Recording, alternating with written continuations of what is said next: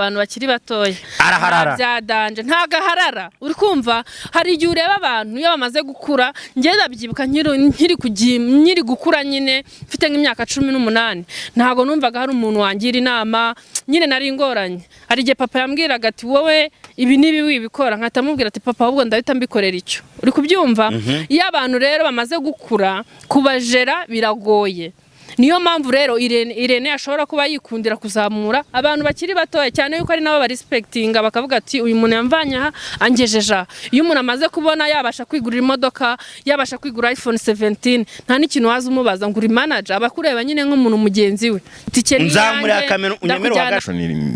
Men Empire Shop arahari uzaza udusure oya Vestina Dorcas bahombye umuntu mu promoter yes Irene ni imfura cyane Irene ahombye abana beza mwibitandukanye ibyo bintu mwibitandukanye oya abantu bezana nubundi barahombanye abantu beza barahombanye ariko nanone abeza bose barungukanye oya Irene we yarabivuze nejo bundi aravuga ngo umuntu wa danje afite kwisi niba uzaba n'umugore wa Irene ngo buriya ntacyo uvuze mu gihe Irene atabona mama we nabonye ibyo bintu abantu babifata ngo ari ibintu bidasanzwe Irene ngo ubukwe bwanjye ntazabona mu mama ngo ni ibintu bisanzwe mu byumve ko nyine umuntu Irene yabuze w'igitangaza ni mama we akabura nikaboneka ni nyina wo ba Dorcas na Vestina cyowe cyane nje nyambwa cyane mikuru ziranyuma na niyo Bosco ati muraje murebe ikigiye gukurikira kuri Vestina na Dorcas atubwire negire mu mafilimi ya ba Aisha aturaje urebe tagiye kuzajya ashyiraho filimi yahitizana amayerangahe ashyiraho indi episode buri munsi azajya ategereza igihe akiriraho umuziki ryari nyuma y'amezi 3 azabyungukiramo gute bizagenda bite nago nzi impamvu batandukanye gusa icyo nshimamo kandi nanabashimamo muri bose nuko nta numwe uri gusebya undi haba Irene ari respecting abana ni imbereka no abana bagashima Irene ni imbereka aha nyamara ugira amatiku ni imbereka zo ushingiye ku kintu abantu baje bakubwira n'umwana we imba mutima zabo nta mubyeyi utandukana n'umwana wiwe ariko bari abantu barakuze nta cyatuma ataba umubyeyi wabo kuko yabareze bakiri bato imyaka irenga 5 bari bamaranye ni myinshi ku buryo baziranye kubera iki se buri wese afite ahantu yabona profit akaba yamara ufite amagambo akakaye wa mugabo we ndonyambisubiremo ntago wabisubiramo gutyo kubera yuko tukibivuga breaking news Vestina Dorcas babonye management nshasha bagiye gukorera kwa umuntu ufasha Ayushua na Dorcas Ayushua Mwadani Shua ubihagazeho Mwadani Bitego ndi mu manager yabonetse na kontra yamaze gusinya abantu bavuze ngo Vestina na Dorcas bagiye gusinzira ngo bagiye ngo gute bazakora twitego undi muntu ndabishima cyane kuko bagarutse mu mwimerere wabo Irene nta burere bwa gikristo yabahaye itandukana rya Vestina na Dorcas nirinde mu karyabo ni gukomera kwabo Nekereza ko buriya abanyarwanda benshi ikintu batazi wenda nuko buriya uko byagenda kose iyo ukorera undi muntu cyangwa se uri mu biganza by'undi muntu ujye wibona nk'umuntu uri mu bucakara Irene yafasha aba bana araba ADPR yego uyu munsi wa none baracyariho ntago bakira aba ADPR ariko ntibivuze ko batakira abakristo tandukanya kuba umwa ADPR no kuba umukristo iyo kosa ryo kuba muri ADPR turishe kurinde nta numwe amarangamutima yabo tubishyira ko marangamutima yabo news mfite Mr Irene agiye gufasha abana babiri bo mwijenda bavuka mu karere ka Nyabihu aya makuru abafite aba bana byari byiza kuba barabanaga na Irene muri Ndahabi ariko byari na bibi cyane kuko bano bana byageze igihe muri Ndahabi ababuza kuvugana n'ababyeyi babo abana baragenda abana muri Ndahabi aragenda abangishe tangazamakuru ushatse kuvuga yuko bari baboshye se Alright, masuze kandi bifuriza amahoro y'Imana ishanihirwe mu buzima mu dukurikije muri hirya no hino mu gihugu cy'u Rwanda bari mu majyepfo amajyaruguru burasirazuba n'uburengerazuba by'umwaka bari mu mugirwa hagati wa Kigali nitwa Mr Jean Ngugu ungeze kuri Men Empire Mami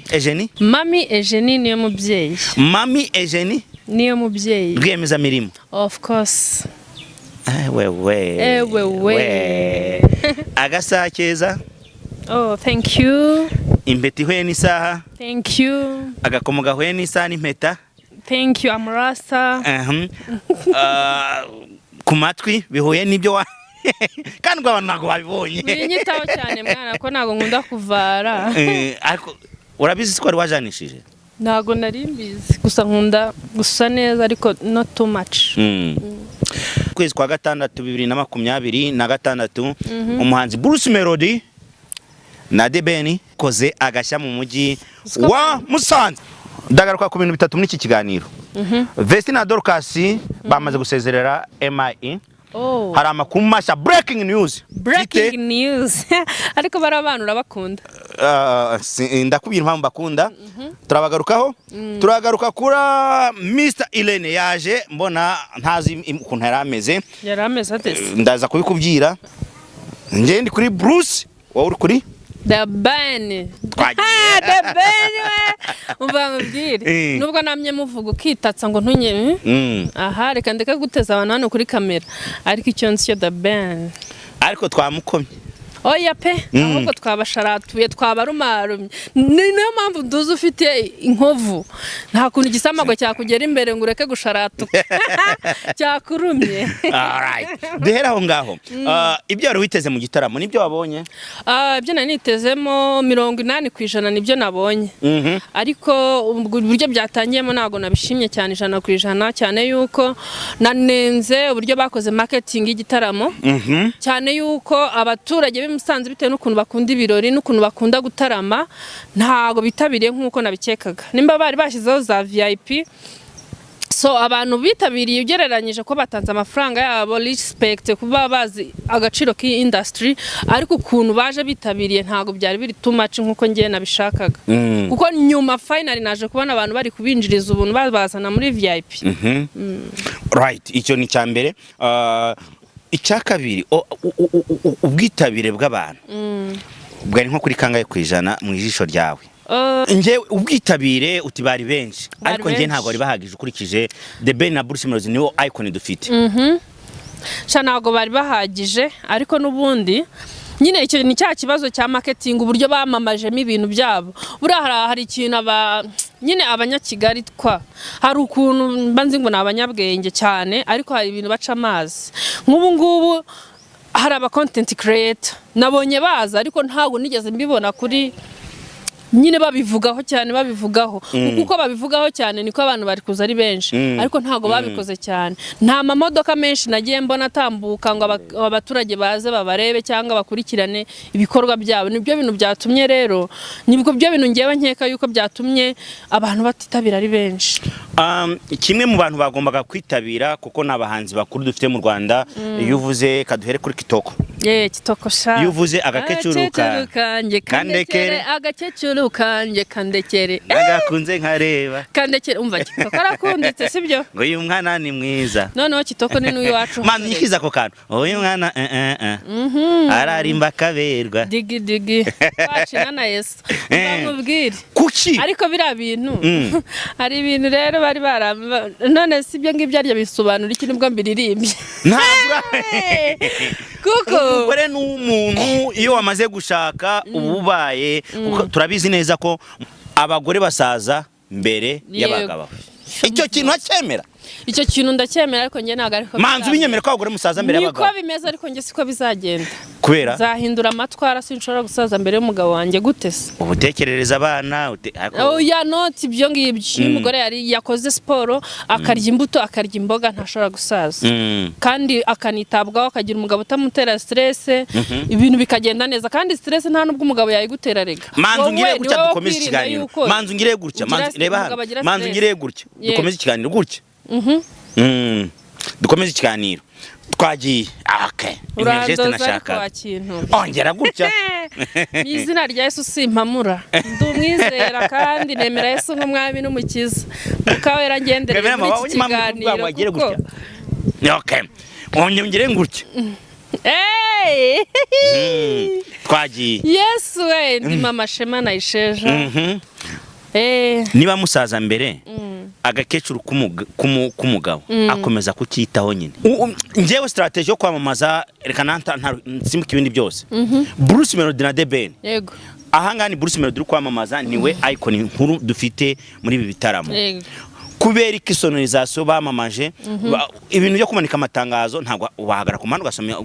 oya ntibishoboka ni bangahe se nyine nabwo n'uburyo bwiza bwo kwamamaza ariko ntago buhagije ngewe ukuntu nabyumvaga numvaga bundi bamamaje Kigali cyane kandi Kigali siho hantu byatangira i Musanze ahubwo numvaga bakubita za Byangabo bakajya za Kinigi bakajya za Burera n'ahandi hantu bakaba ariho bakorera iyo marketing cyane kuko n'ubundi abantu barabakunda pe hari n'abantu babyumvise bakamenya bakagira ngo ntibyabaye kandi byabaye banabakunda bumvaga bashakaga kuza kubishimira ariko of course babirebye kuri YouTube nta kundi wabonye bisi Coach Gaël yakoresheje Coach Gaël ni umukire papa abanyarwanda kazi mu nteza amatwi yego Coach Gaël ni umukire none hari ikintu atandukaniyeho ako kantu hari ukuntu abakire baba bakire ariko bakineneka bakaba dotouch Coach Gaël yifotozanyije n'abana hari arabasomagura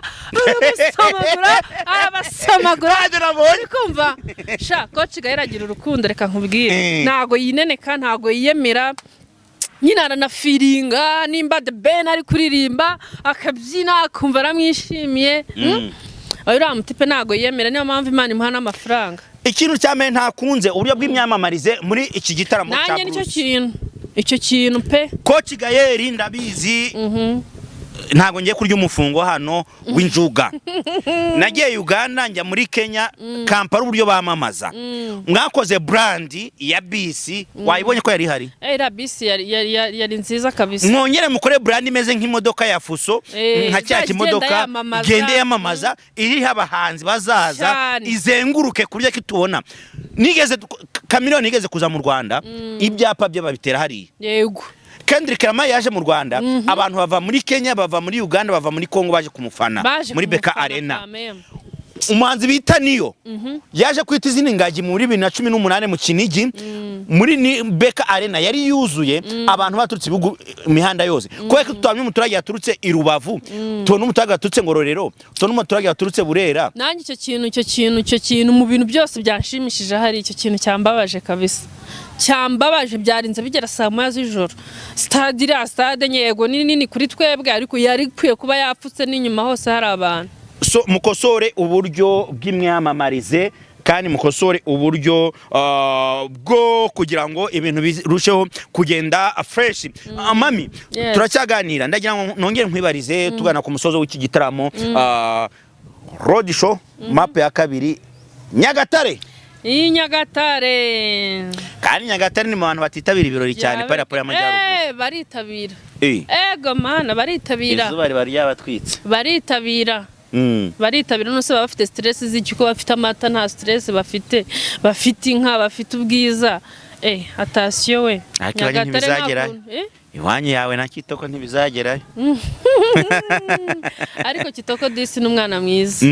n'umwana mwiza ariko twari tumukumbuye kumubona kuri stage arimo araperforminga ubundi Kitoko na The Ben rwose indirimbo 3 watekerezaga harazagukorera umuti sha zose giye nazikunze cyane yuko byanamvanze urumva numvaga ubundi abafana ba control The Ben ku buryo nawe kubivanga no kubicanga byamunani gendera nyine kubyifuzo by'abafana abafana bamubwira ati turashaka iyi ngewe uko byagenze rero ngiye numvise byanyuze kabisa sawa kadukomeze uti twigendere kuri Vestina Dorcas igitaramo tukiveho tuzahore Nyagatare abakobwa bacu aje undi watanze inama kuri Vestine yego sha yakoyo we zirangiye Vestina veve tumwitega mu bukwe bwa Irene ngazaba hari ukunda Irene ndamukunda itandukana rya Vestina Dorcas bye byaraciwe amarenga kuri ibintu ushaka kuzaba reka mubwire ari umuntu numvise aba breaking aho arimo aravuga ati Irene simwabonye atandukana na Niyo Bosco ati muraje murebe ikigiye gukurikira kuri Vestina na Dorcas atubwire negire mu mafilimi yaba Aisha aturaje urebe tagiye kuzajya ashyiraho filimi yahitizana amayorangahe ashyiraho indi episode buri munsi azajya ategereza igihe akiriraho umuziki ryari nyuma y'amezi 3 azabyungukiramo gute? Bizagenda bite? Ntabwo nzi impamvu batandukanye, gusa icyo nshimamo kandi nanabashimamo muri bose nuko nta numwe uri gusebya undi. Haba Irene ari respectinga abana. Ni imbereka. No abana bagashima Irene. Ni imbereka. Aha, nyamara ugira amatiku. Ni imbereka zo ushingiye ku kintu abantu baje bakubwira imba mutima zabo. Nta mubyeyi utandukana n'umwana wiwe, ariko bari abantu barakuze. Nta cyatuma ataba umubyeyi wabo kuko yabareze bakiri bato, imyaka irenga 5 bari bamaranye ni myinshi ku buryo baziranye. Kubera iki se buri wese afite ahantu yabona profit akaba yashyiramo imbaraga n'undi agashyiramo imbaraga handi. Kimwe nemera cyo wambye ngo nitiku ariko Mr Irene ntago wabane Vestina Dorcas neza mbisubiremo. Ariko izo ni beef zanyu bwite. Ntago wabaniye neza. Nukazajya ureba umuntu akuze uri kubyumva ujya kumufataho ijambo. Ese uramuzi cyajya akiri atazi kwiyambika? Uramuzi cyagihe amufata akaboko? Uramuzi cyagihe ibintu ubukure bwe nyine uramuzi kuntu byagenze? Iyo uvuze ngo umuntu ntago yabaniye neza uburebye akantu gatoya katari kukunyura kandi nta nubwo uba ubizi neza mu mutima yabo ko bimeze. Uruhare runini umuntu aba yaragize kugira ngo abana bakure niko rwagakwiye guhabwa agaciro. Amakuru mfite manzu yumve neza. Irene Vestina abwiye Irene ngo urugo rukunanira. Irene ati urugo rukunaniye gute? Umuntu wabavanye Musanze akabagurira inzu muri Kigali akabatuzamo n'umuryango wawe. Umva nkubwire sibyo kubaka n'indi sweet cases sibyo. Ngiye ninjye njya mvuga ngo mbuze umugabo napfa ngo ngunda umugabo ngundu biki urumva, ariko kubaka be attention kubaka mwe muracyari abasore ako nimba ari ikintu kigora kikaremera nukubaka, kandi kubaka si bisaba urukundo si bisaba ibindi bintu ahubwo bisaba most important kwihangana. Rero umwana nimba yarabonye afite ibintu biri too much kuri akabona ntiyashobora kwihangana kuki umutsindagira mu rugo arinda yiyahura kubera iki? Ni cye cyerekezo cya Vestina Dorcas dufite none imbere hazaza. Barabana first of all baracyari young, bafite andi mahirwe menshi yo kuba bagira ibindi bintu bikomeye batugezaho, bafite andi mahirwe menshi yo kubona n'abandi ba manager batandukanye kandi ibintu byabo bikarushaho kugenda neza. Kuki se twumva yuko nimbire natari mu buzima bwabo ari ryo herezo ryabo? Why not se batabona abandi ba manager kandi bameze neza? Tukibivuga breaking news, Vestina Dorcas babonye management nshasha bagiye gukorera kwa umuntu ufasha Are you sure? Na Dorcas. Are you sure? Mwadani sure. Ubihagazeho. Mwadani. Bitego ndi mu manager. Yabonetse na kontra yamaze gusinya. Abantu bavuze ngo Vestina na Dorcas bagiye gusinzira ngo bagiye ngo gute bazakora twitego undi muntu. Ndabishima cyane kuko bagarutse mu mwimerere wabo. Irene nta burere bwa gikristo yabahaye. Nyamara ufite amagambo akakaye wa mugabo we. Ndonyambisubiremo. Ntago wabisubiramo gutyo kubera yuko umwimerere wa gikristo ubundi ikintu bita mwuka wera n'amaranga mutima. Yubirekera umuntu ku giti cye. Nawe ari nzaza kugukirizwa cyangwa uzankirizwa. Buri wese arikirizwa nimba abana bari kubona nubundi akugira ngo yambara akajipo kamuri kuri taye cyangwa ashiraho ibisuka ajya muri ADPR bibangamira ADPR. Why not atakigira handi hantu se bitari bubangame? Icyangombwa nuko afite mwuka wera kandi mwuka wera ari muri bo arimo arakora. Bakiri Yesu nk'umwami n'umukiza bagomba kumuhamya mu bundi buryo kandi Yesu akagera muri bose. Irene yafasha aba bana araba ADPR. Yego. Uyu munsi wa none baracyariho. Ntago bakira ADPR ariko ntibivuze ko batakira abakristo. Tandukanya kuba ADPR no kuba umukristo. Iryo kosa ryo kuba muri ADPR turishe kurinde. Nta numwe. Amaranga mutima yabo. Tubishyira ko maranga news mfite. Mr Irene agiye gufasha abana babiri bo mwijenda bavuka mu karere ka Nyabihu. Aya makuru ayo afite. Ntago nari nyafite ariko Irene akunda nubundi kwizamurira abantu bakiri batoya. Araharara. Byadanje ntaga harara. Uri kumva hari igihe ureba abantu iyo bamaze gukura ngeze abyibuka nkiri gukura nyine mfite nk'imyaka 18. Ntago numvaga hari umuntu wangira inama nyine nari ngoranye. Hari igihe papa yambwiraga ati wowe ibi nibi wibikora nkatamubwira ati papa ahubwo ndahita mbikorera icyo. Uri kubyumva? Iyo abantu rero bamaze gukura kubajera biragoye. Niyo mpamvu rero Irene ashobora kuba yikundira kuzamura abantu bakiri batoya cyane yuko ari nabo ba respectinga bakavuga ati uyu muntu yamvanye aha angejeja. Iyo umuntu amaze kubona yabasha kwigurira imodoka yabasha kwigura iPhone 17 nta n'ikintu waza umubaza ngo uri manager abakureba nyine nk'umuntu mugenzi we. Nzamuri akameno unyemero wagarare gatoya. Mesa update ngo nano ngwino hano nyemera hagare gato ngwino hano ntabwo muca muri kamera iri off hagara gatoya nyagara gatoya munyine hagarari ese bite kamera yerekeza ari bite nyirumva umva mubaza ikibazo kuri Dorcas na Vestine hagara hano ngwino hano hagara hano gato mubaze ntabwo njya kuri kamera ntabwo ujya hagara hano nyine ngwino mubaze gatoya ese ko wagira ngo ariko sawa amashusho kozema turakura hagara hari kiki Jesus aho mu TikTok atinya kamera yicariye umwana mubi pe kubera icyo hatiriza abantu ndashaka ijambo rimwe ngwino ufate microphone kuri Vestine na Dorcas we kujyamo itandukana rya Vestine na Dorcas nirinde mu karyabo ni gukomera kwabo. Ntekereza ko buriya abanyarwanda benshi ikintu batazi wenda nuko buriya uko byagenda kose iyo ukorera undi muntu cyangwa se uri mu biganza by'undi muntu ujye wibona nk'umuntu uri mu bucakara. That is nushaka kuba gowe wanyawe kugeza ku gutsinda kwawe. Ntekereza ko aba bana byari byiza kuba barabanaga na Irene Murindahabi ariko byari na bibi cyane kuko bano bana byageze igihe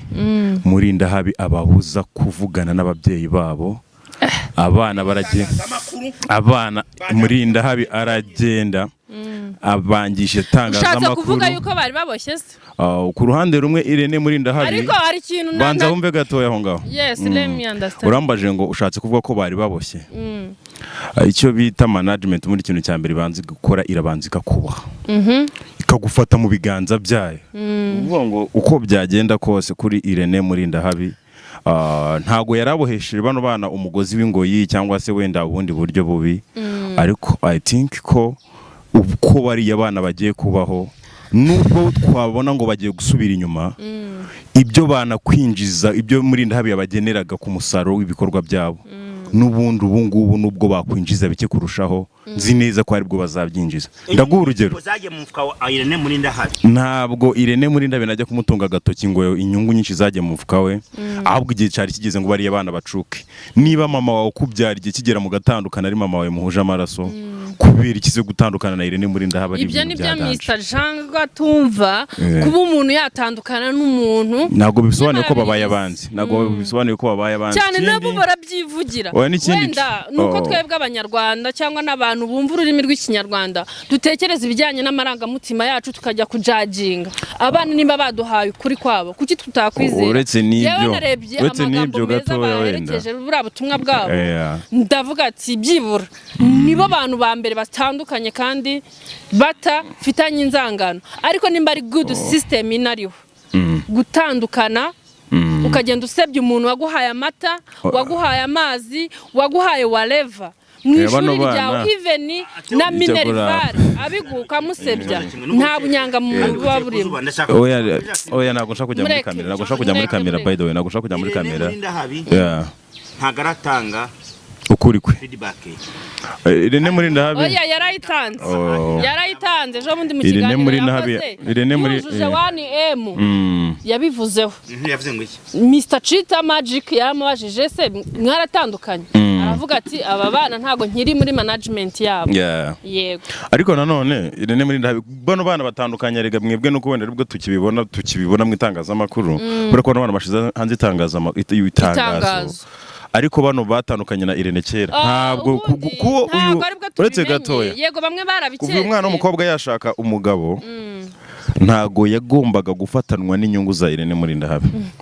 kubera ko impamvu ya mbere ni ibintu bibiri bitandukanye umugabo manager gutegeka ibintu umugabo akabyanga niyo mpamvu babigoye nyine Irene ashobora kuba yarabonye atabivamo akavuga ati ashobora gutwita inda ikamutegeka ibyo agomba kurya. Yego umugore ashobora kugira umugabo ukabona Vestine amaze umwaka muri Canada. Yego Irene Murindahabi afite project bagomba kubabarana umuntu wabashoyemo amafaranga. Irene Murindahabi arabizi neza kuba Vestine ataza ngo barangize indirimbo yari muri studio bakora amashusho yayo. Vestine ariyo kandi yarashoyemo miliyoni 5 niyo mpamvu zitari kunguka. That's why Irene we ni umuntu uhombye Irene ni umuntu uhombye yacukuye zahabu amaze kuyishira ku karubanda utangiye gushashagira ya zahabu imaze gushashagira n'abantu baje kuyisura batanze amafaranga abavunguho duke batanze amafaranga n'abavuga ko yagurishije uriya mwana ku mugabo w'umukire byose barabivuze katwikomereze ibyo byo n'indi deba tuzayiganiraho ashobora wenda kuba yaramufashije kumugira inama cyane umwana yashyiraho n'ibyiyumviro byiwe bigahura agashaka umugabo umeze kuriya ariko kuki mwabishinja Irene se niyo wagiye gushaka umugabo Irene ntago yamutegetse yamugiriye inama Irene ntago yaje gupfira abantu mu isi yego ariko Irene pole sana imvune za Irene genda zumva buriya Irene yafashe bano bana baramuvuna nibyo ageze mu gihe cyo kubasaruramo basaruyemo wenda atabakuyemo ibyo yifuzaga byose abana baramusize baragiye ariko Irene niyo mpamvu nkubwira ngo nicyo bita umuntu baramusize Irene ahubwo bahinduye gahunda zabo ukeneye kurya neza ukeneye kubaho neza wariye neza uko byagenda kose ntekereza ko abantu barabizi by'umwihariko ababa mu ntara y'amajyaruguru restaurant yitwa Ripia iyi restaurant abantu babizi kabisa niyo restaurant ya mbere igira ikintu cyitwa isuku niyo restaurant igira ibiryo buri munyarwanda wese ashobora kuba yakwigurira ariko nanone bibuke ko serivisi nziza batanga zigendera ku gihe ibiryo byiza nziza wakora mu bukwe ifite sare nziza amasara atatu bakora mu bukwe ku munsi jardin bakora mu bukwe ku munsi oya katolika wo nintagereranwa byo pastorali Fatima pastorali wherever you want niba uvuye i Roma nshuti zanjye aba diaspora twumvikanye ko gahunda tugiye kugaruka wa muhuro dufite wo guhura abantu banjye dusanzwe dufite ahantu duhurira Pastoral ni hoteli ya mbere ifite piscine nziza ni hoteli ya mbere ifite ibyumba byiza urabyuka ukajya gukina basket mu kibuga uvuye mu cyumba cyawe waraye mukongera ukagaruka urabyuka ajya muri sport ukajya hari ukabona amazi ashyushya konje Pastoral Fatima Notre Dame nk'abantu gaciyemo nsoreze ko mu bar ihereye hagati ya umugabo afite amafaranga ariko buri Santer Mwari kuri etage hari dufite amacumbi dufite ibyo kurya no kunywa n'ibindi bitandukanye oya ahubwo etage waleva hano hantu buriya Santer Mwari ahantu wumva bakubwira gutya ngo ni Santer Mwari wibuke ko DJ Brian ariho hantu avuye uribuka ahantu buri ngo Brian nitwe twagize ubushobozi bwo kumukura i Kigali turamuzana mu ntara y'amajyaruguru kwambara neza muze tubambike muri Men Empire Shop duherereye mu Kinigi Centre twambitse abantu batandukanye murabizi namwe mwakwambara neza mukaberwa twambitse ba Show Speed n'abandi batandukanye namwe mwakwambara mukaberwa tugiye kwita ingagi namwe bura nk'ikoti rya mbere kukodesha muri Men Fashion Men Empire Shop arahari uzaza udusure oya Vesina Dorcas bahombye umuntu mu promoter yes Irene ni imfura cyane Irene ahombye abana beza mwibitandukanye ibyo bintu mwibitandukanye oya abantu bezana n'ubundi barahombanye abantu beza barahombanye ariko nanone abeza bose barungukanye oya Irene we yarabivuze ejo bundi aravuga ngo umuntu wa danje afite ku isi niba uzaba n'umugore wa Irene ngo buriya ntacyo uvuze mu gihe Irene atabona mama we nabonye ibyo bintu abantu babifata ngo ari ibintu bidasanzwe Irene ngo ubukwe bwanjye ntazabonamo mama ngo ni ibintu bisanzwe mu byumbe ko nyine umuntu Irene yabuze w'igitangaza ni mama we akabona kaboneka nyine nawo ba Dorcas na Vestina nyambwa cyane mikoro ziranyumva Vestina Dorcas muhombye umuntu w'umupromota mwiza ndimba itagera kure kandi wumvikana na nubundi izagerayo na nubundi gera kure oya ndayimutunga komeza wicare I wish ko mugiye mu maboko mazima mu biganza bizima kandi byiza Dorcas na Papi Kereva bazabafasha cyane ko basanze umuntu uvuka imusanze nawe Dorcas ariko se atabugira erega ku managinga si bya danje abari amatiku mama iyi message wenda mama aho yarabuve ariko sikura mugabanya kenka yori man kenka yori amafaranga ya kenka abandi bahembwa ku kwezi kenka niba irimo igishoro ca miliyoni 50 have umuntu wese ngo ni manager ujye mu icyubahiro ndakimugomba ariko bano bana no manager ufite bano bana no kageze mu buzima bwawe bano bana barenze urwego yawe ya let me tell you bano bana barenze urwego kuko bamanagingwa na kenka ndabizi ariko I don't care now mu manager wese ntuzasuzugura mu manager wari wese uwo nguwo rwose nicyo gihuha cye ntakireke kankubwiza ukuri bano bana igitaramo cyabo kimwe gishobora kurusha amafaranga manager wose atunze uzi ko bano bana kujya muri Canada kuri invitation ubundi kugira ngo Irene abe yabaguha diru zabaga zirimo zashobora gutwara saga miliyoni 50 z'amafaranga y'u Rwanda umuntu ufite kenka yoyi wamenyeye kurangura agacuruza ku bakiriya reka nkubwire gatoya buriya irata Irene umva impamvu Irene bino bintu bishora amafaranga menshi Irene ni umuntu uzi ibintu bya social media uzi ko bitanga amafaranga no kuba none unavuye muri kenka yoyi wenda utanakora ubucuruzi bwa online ukajya ku managing ibintu by'imiziki uzumve ko byagenda kose mu myumvire umuntu ubona amafaranga yakaranguje iduka rye rikuzura kumubwira ngo yashore ku ndirimbo y'amagambo 300 gusa urangiza ufate andi yakakoze irindi duka ku ruhande uyashore mu cyitwa promotion ndakubwira ngo amahitamo mabi ya mbere nakora ni ugufata ibintu bya social media cyangwa se byo kuri internet nkabisobanura umuntu ukora imirimo ya hard work ya managing uruganda twebwe dukora imirimo yo gukoresha amaboko kubaho naba superstar bakora muri industry bafite na business ku ruhande ibyo ni sawa abo bantu ibyo ni sawa rero kumuveba cyangwa kugira ntago muveba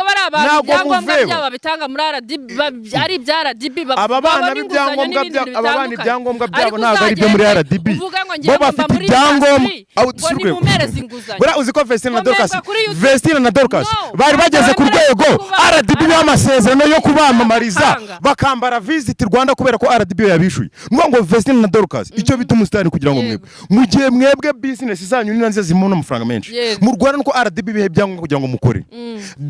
nuza Vestina na Dorcas bari bageze ku rwego RDB ibaha imipira ngo mwebwe mwambare Visit Rwanda nubwo muri abanyarwanda babishuye nubwo bari bageze ku rwego kuba batandukanye na Irene ntibivuze yuko n'ubundi RDB tabagirira icyizere banza umenya ko ka nibyo mpamvu nkubwira ngo no banza uvuge umenye yuko kuba Irene atari kumwe nabo uratekereza ko hari amahirwe yuko bagomba gukomeza ubuzima bwabo bugomba gukomeza kuki mwumva ko burangiye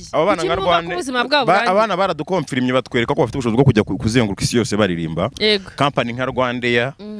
company zikomeye nka zicuruza ibintu bya online nimwe bantu nekereza ko mwakabaye mureba bano bastari bakomeye byiza kugira ngo tunagira umuntu ku ruhando mpuzamahanga kubera ko nekereza ko Rwanda y'abano bana mubaye mubaha nk'amatike bagatembera Canada bakajya gukora bitaramo byiza bakambara udupira twa Visit Rwanda ndabizi ko ari message byatambutse icyo nakubwira cyo kuri Irene Murinda habi ashobora kuba atanafite amafaranga menshi ariko gushora mu muziki arabyumva neza cyane umuntu ufashe Vestina na Dorcas nubwo bwose nawe atarabyemeza nyaboneka aba bana bareke bakorera Imana nukudiringa akajya mu bashoramari bakamuha amafaranga Vestina na Dorcas ntabwo bashobora kuzajya kudiringa na Visit Rwanda ngo baheze iyo brand ubwo nkubwire ngo barahombye ntabwo bahombye bagiye mu mwimerere icyiza bano n'abana b'abakobwa ntabwo batandukanye burundu tandukana abantu batandukana barwana bakubitana imijugujugu tandukane n'abantu basezeranye bahamya neza ko buri wese yagize umusanzu gusabye amasegonda 45 yonyine gusa kuki se batamuha akazi ko kuzajya kubadiringira si manager wabo ariko yabafasha umva kano kantu nuko wenda ntabwo nigeze ngaragara muri kamera mu mbabarire mwana wanjye w'umuhungu tuvuka mu muryango umwe cyangwa tuvuka mu gihugu kimwe duhaguruka mu rugo tugiye gushaka ubuzima yego intego ni bwanga no gupfa tuzapfa mwana wanjye w'umukobwa mushiki wanjye tuvuka mu muryango umwe duhaguruka mu rugo tugiye gushaka ubuzima ufite inzozi zo kuzubakira mama wawe inzu ukamugurira intebe nziza ukamwambika agasa neza ariko ubuzima ni bwanga uzashaka umugabo ni ukuvuga ko aho tugana ntabwo ari hamwe umwe ariko n'umuntu washatse umugabo ntago abazi yajya ahubwo aba yashatse ntago mvuze ngo yabuze iyajya ariko imessage irakomeye abantu baze kwimva neza turagushimiye cyane ndagushimiye mbibutse abantu ko ukoresha ntago ari ngombwa ariko mana yanjye abatumirwa ba none TikTok niyo twame dufite mu majyaruguru bamwita ki empire oya abanize gutagufasha rato ya nta kibazo urumva n'ubundi byose ni yare oya ntago ari ikibazo cy'umunyarata ahubwo banyarwandakazi iri zina ntago rizigera imbere iri zina